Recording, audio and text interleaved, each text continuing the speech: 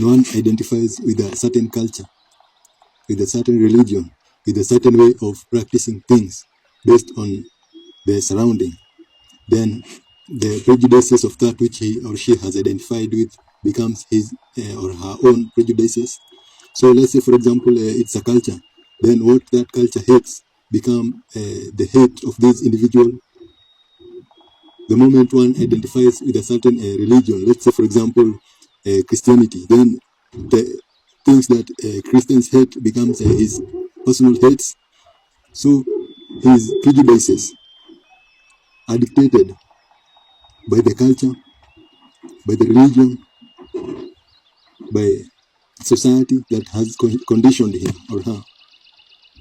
So one becomes a reflection, kind of a representative or an expression of that culture which he or she identifies with.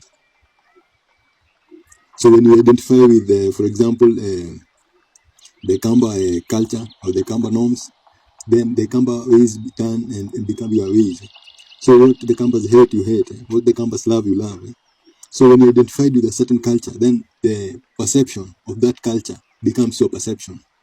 The things that that culture hates, the things that that culture calls taboos, they'll turn and become your taboos.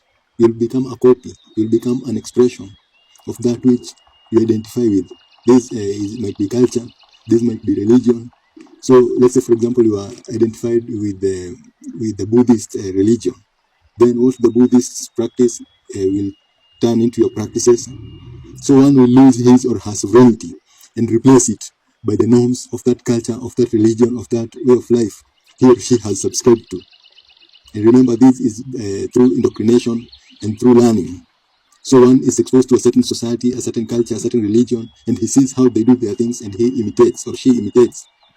And their hates become his hates, their likes becomes his likes, their story becomes his story, their belief becomes his beliefs, their practices becomes his practices. So he identifies with that which he has learned, with that which was before he was born, with that which he found his elders practicing.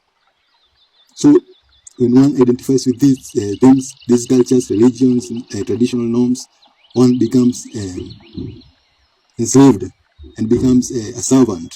His physical form becomes a servant of that religion, that culture, that tradition, and so his physical form acts, thinks in the service of this culture, religion, and traditions.